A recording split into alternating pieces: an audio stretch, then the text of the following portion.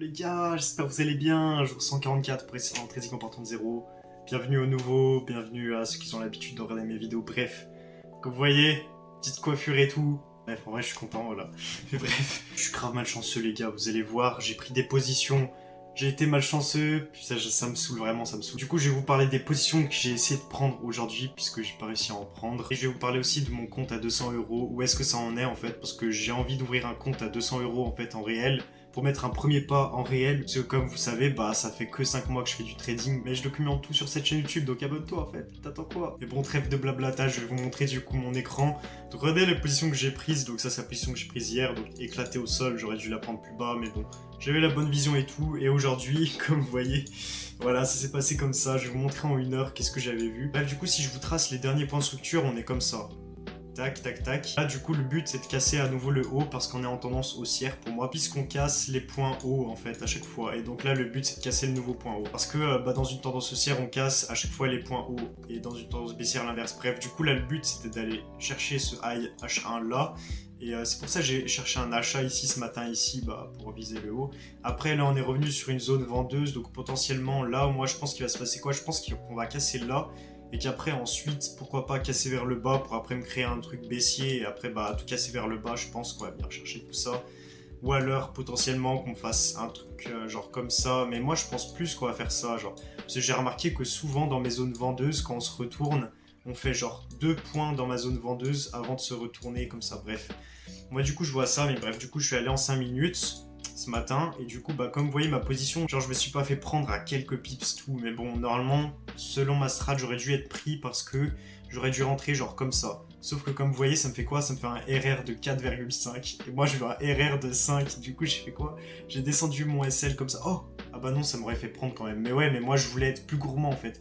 Je voulais être plus gourmand, du coup j'ai cherché genre un 6R ou 7R. Je crois que j'étais à 7R et tout, du coup j'ai été trop gourmand et j'ai pas été pris, donc en vrai c'est de ma faute.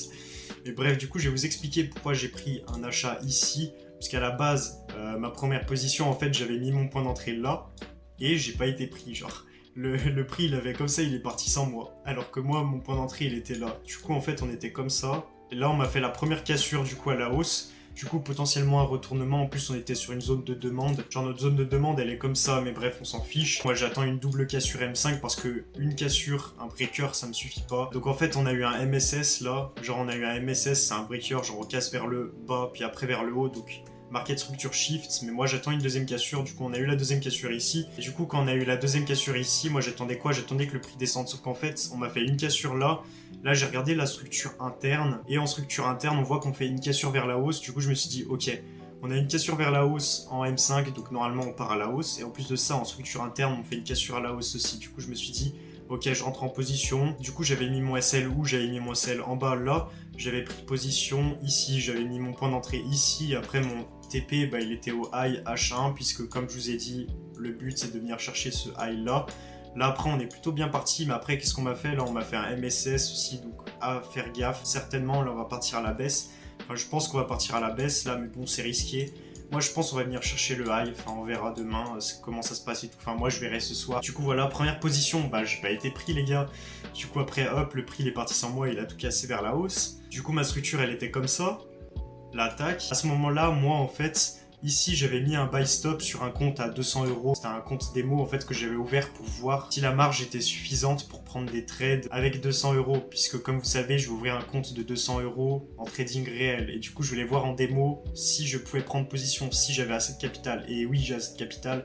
J'ai un levier de 1,30, c'est suffisant. Et du coup, j'ai réussi à prendre position. Donc j'avais mis un buy stop ici, j'avais mis un SL là. Mais j'avais dit justement dans le groupe d'entraide que c'était risqué. D'ailleurs, il y a le lien dans la description, bref, c'est le premier lien, je crois. Et qu'est-ce qu'on a fait? Moi, j'avais dit qu'on pouvait prendre cette liquidité-là. Parce que si vous savez pas, dans une tendance haussière, enfin moi, suivant ma stratégie, dans la plupart des temps, on continue comme ça, genre on réagit dans la zone sans prendre de liquidité ici. Et dans un tiers du temps, on va prendre cette liquidité pour continuer la hausse. Et là, qu'est-ce qu'on m'a fait? On m'a pris une liquidité pour après continuer la hausse. Et bref, du coup, voilà, première position. Là, du coup, j'ai fait, ok, vu qu'on me fait une prise de liquidité, on fait rarement une prise de liquidité sur une prise de liquidité. Du coup, qu'est-ce que j'ai fait? J'ai repris une position avec un SL-là. On m'avait cassé vers le haut. Donc là, le but, c'était de revenir ici, en dessous de ce trait-là. On est revenu, on est parti. Donc ça a suivi la structure, sauf qu'il moi, j'ai été trop gourmand. Du coup, là, vous voyez qu'il y a un gap et ça m'a pas fait rentrer en position. Bref, Du coup, comme vous voyez, bah là, j'ai un peu le seum parce que bon, la position elle va me TP, je pense. Enfin, il y a de fortes chances que ça me TP, j'en suis presque sûr. Enfin, en tout cas, suivant ma strat, c'est censé me TP et suivant ma vision, bah c'est censé TP. Mais du coup, voilà, j'ai plus réussi à prendre où j'ai le seum. Et du coup, les gars, pourquoi je dis que je suis malchanceux? Parce que quand je prends des trades, je SL ou je BE. Et quand je prends pas les trades, et bah je TP. Et du coup, j'en ai marre. Par exemple, aussi, vu que je prends une position par jour, des fois j'ai un setup le matin, je le prends, je fais SL. Le setup de l'après-midi, et bah il passe. Et j'aurais pu prendre 5%. Et du coup, j'ai trop le seum et tout, mais bon, c'est pas grave. En vrai, c'est comme ça, c'est la vie. Là, après, vous voyez, sur FX Replay, moi je continue mon backtest. Et bah, ça se passe plutôt bien. Là, je suis à quoi? Je suis à plus 20%. Enfin, je sais pas. J'ai fait quoi? J'ai fait un 7%, je crois, là, dernièrement. Là, ouais, j'ai fait une perte, un 7%, ouais, et une autre perte, donc bah, ça se passe plutôt bien. Mais bref, voilà les gars, et du coup, mon compte réel, là, c'est quand que je l'ouvre, c'est quand je commence à trader avec mes 200 euros. Du coup, comme je vous ai dit dans la dernière vidéo, j'avais envoyé un mail au support de IC Market et on m'a répondu ce matin. Et du coup, en fait, il faut bien un numéro d'identification fiscale, mais vu que j'en ai pas, il me faut une attestation fiscale, en fait. C'est un document qui prouve en quelque sorte que t'es non imposable, en fait, parce que, comme vous savez, j'ai pas de numéro d'identification fiscale puisque j'ai 19 ans, je suis encore au foyer de ma mère, je sais plus du tout comment ça marche. Bref, du coup, je vais m'en occuper, c'est facile à faire, faut juste demander aux impôts et tout, t'expliques ta situation et tout, bref. J'ai demandé des conseils dans le groupe d'entraide, merci à ceux qui m'ont donné des conseils et tout, bref. Moi, je vous dis à demain, c'était Nathan, salut.